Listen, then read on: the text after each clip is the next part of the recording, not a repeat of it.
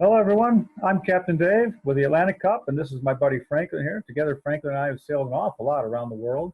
And we sailed the Atlantic Cup, and we're here to talk to you about sailboat racing, the Atlantic Cup, and the beautiful world of the ocean, and how the oceans, well, when Franklin and I are sailing on the oceans are playgrounds. We can go anywhere in the world, and taking care of our playground is very important to Franklin and I because we really love the ocean.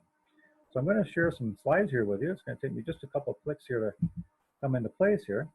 So this here is an Atlantic Cup boat called a Class 40 boat in the Atlantic Cup race, which is America's offshore race.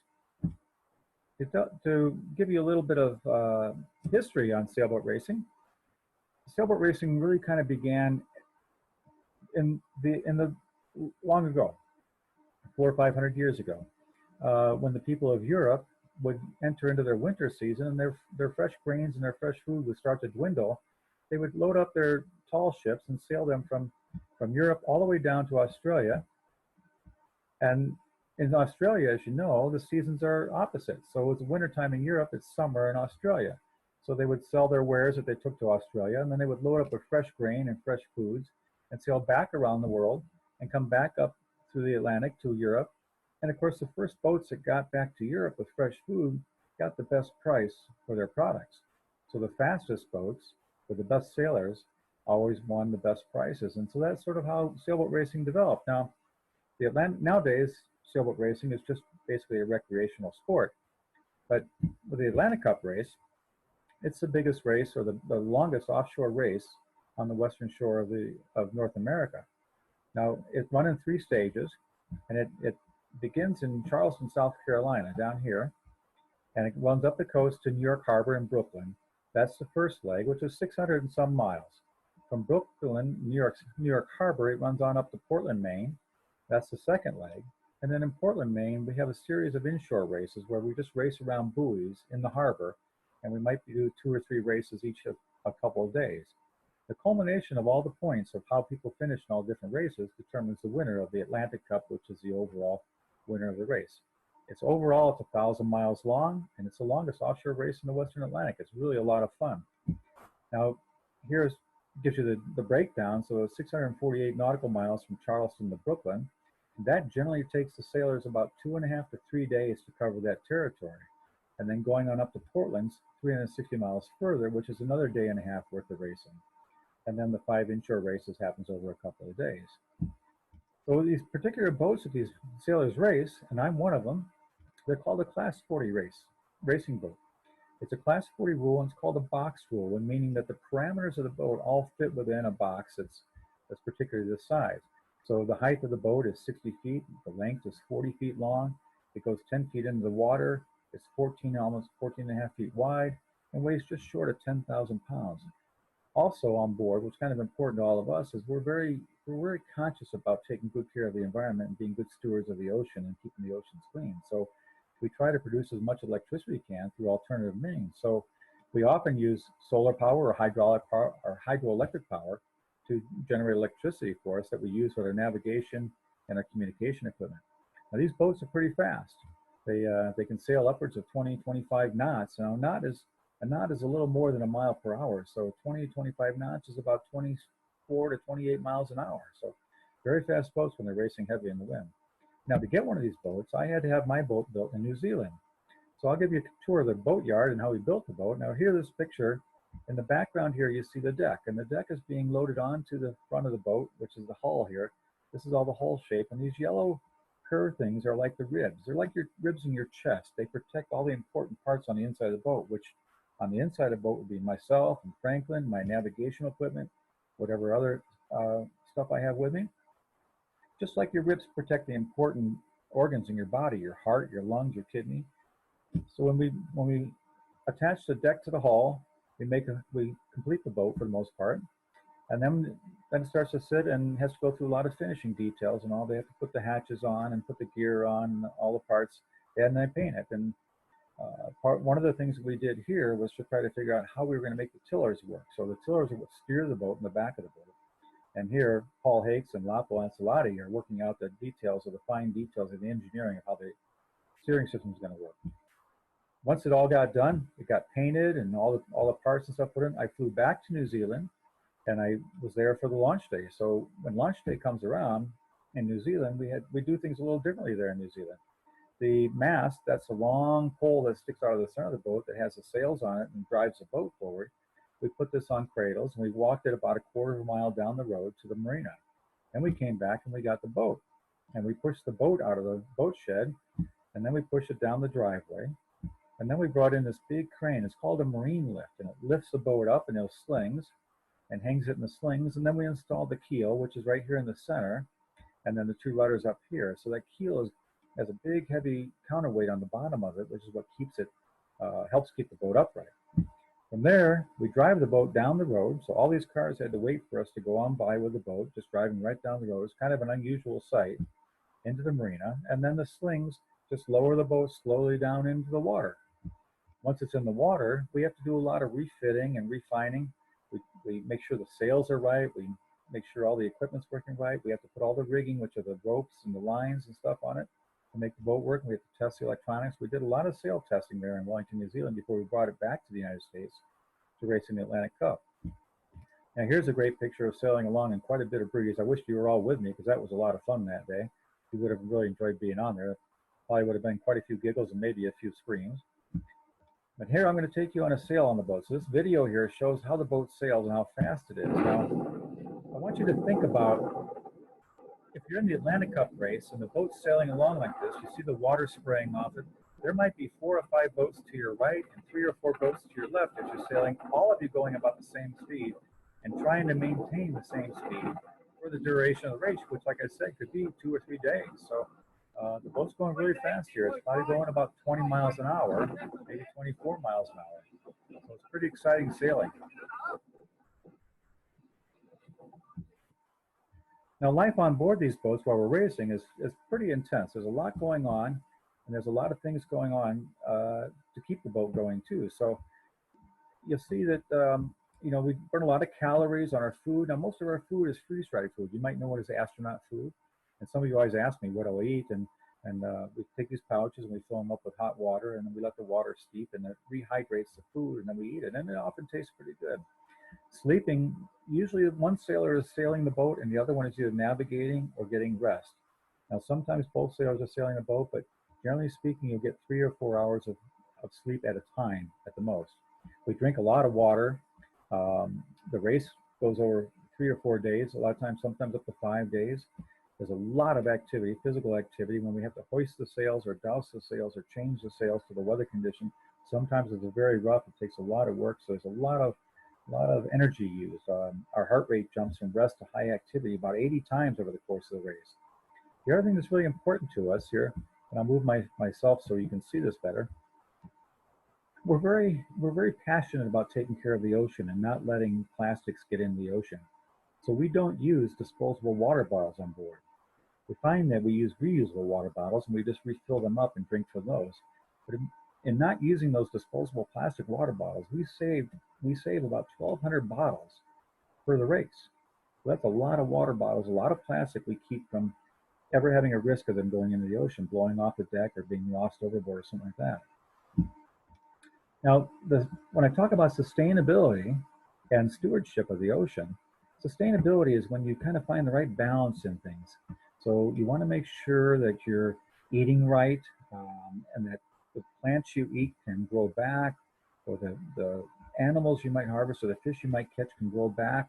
We call it sustainable, where it's a cycle, a round cycle, where you constantly keep coming back to the beginning with plenty. If you don't take all the fish out of the ocean, you take just enough for yourself and let the fish continue to propagate.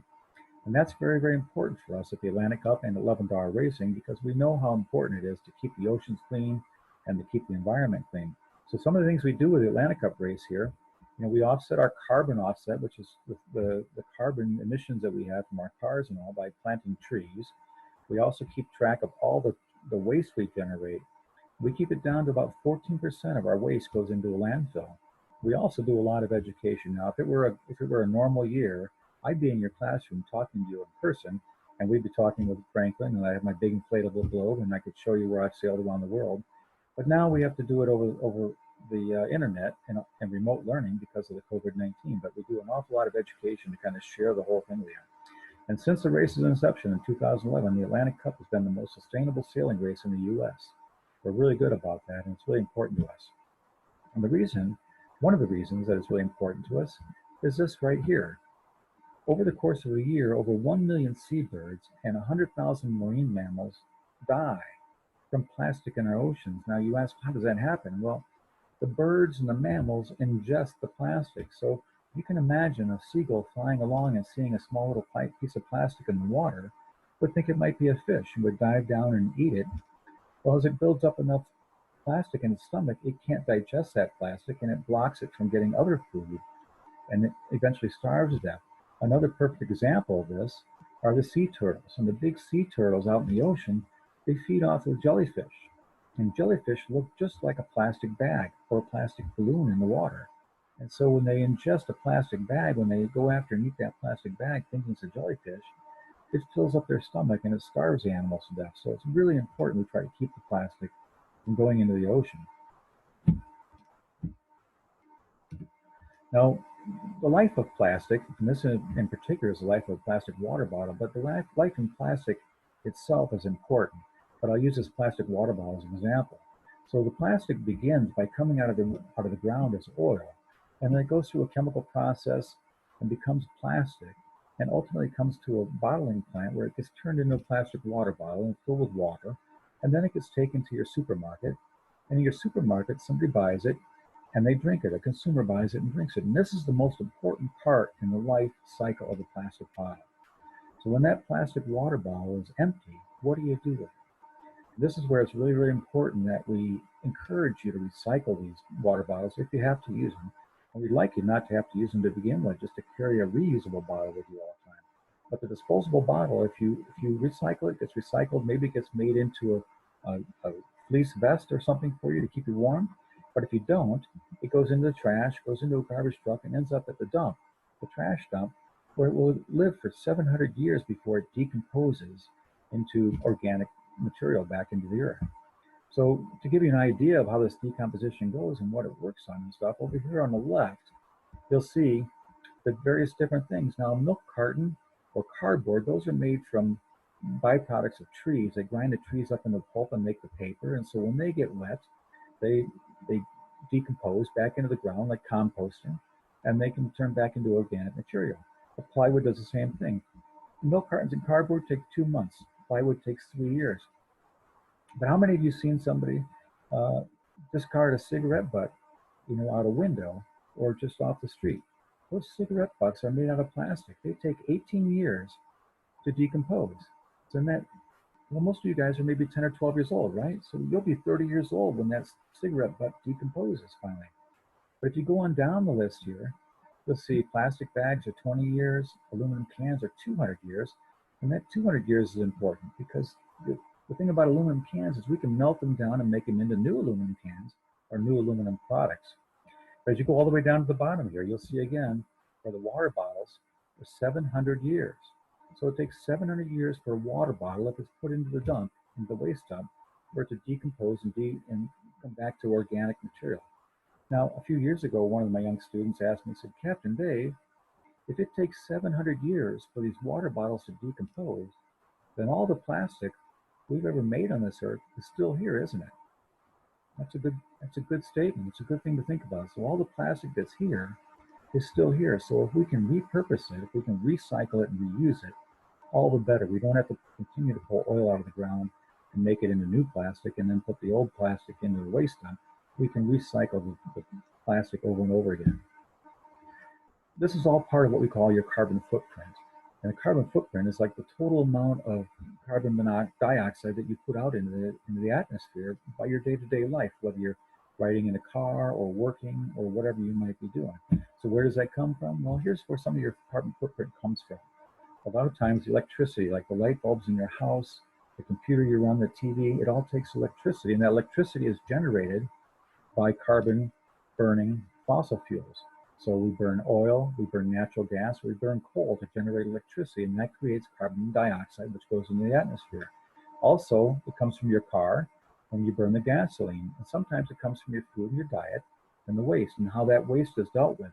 if it goes into a garbage truck and that garbage truck drives it to a dump and the dump spends a lot of time dealing with it, all those machineries are using gasoline and creating carbon dioxide.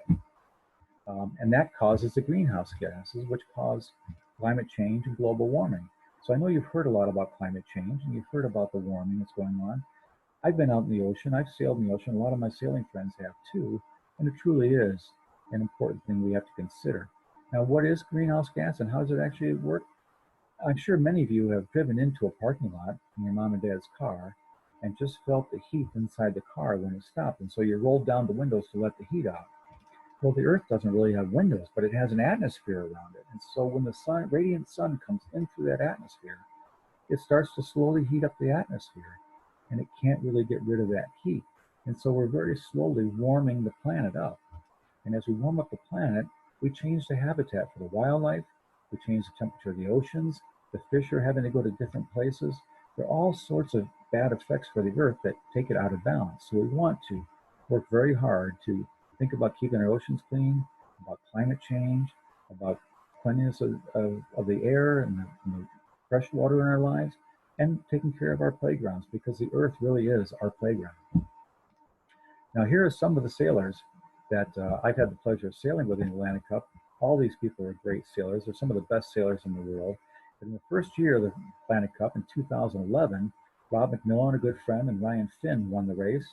In the second year, I raced hard against Jorg Rikers and Ryan Braemar. That was the first year I raced in my boat, Bodacious Stream. They won the race that year. I raced against these two guys all across Europe, across the Atlantic race in Europe and World Championships. Great sailors, great people. In the next year, 2013, I was fortunate with my co-skipper Matt Charles to win the Atlantic Cup. Here's our boat, 118. It's named Bodacious Dream, and we were sponsored by a restaurant called Fish, so we had a big fish logo. So a lot of people would just call us Fish. It was short for Bodacious Dream. In 2014, my good friend Joe Harris and his friend Pat O'Connor, and my friend as well, they raced and won the race. That year, I was sailing around the world by myself, single-handed on Bodacious Dream, and Joe Harris took off and sailed around the world single-handed the following year. In 2016, we had a boat from Spain.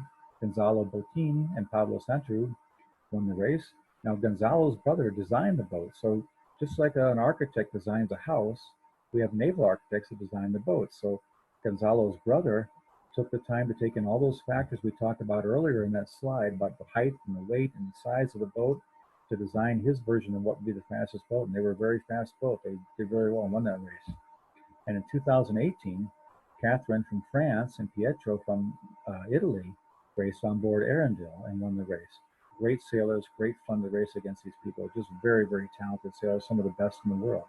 Unfortunately, in 2020, we don't have a race yet because of the COVID-19 virus, but we're sure that all these people will be back and we'll be racing again. So I thank you so much for joining me and learning a little bit about the Atlantic Cup race and about the world. And I hope you'll take real good care of the Earth for us. Be a good steward of your playground, whether it's just down the street or whether it is the waterfront like us. And let's keep the plastic out of the water and keep the plastic out of the ocean. And let's work towards a better environment for all of us. Thanks so much. Take care. Until later, Captain Dave signing off with Franklin.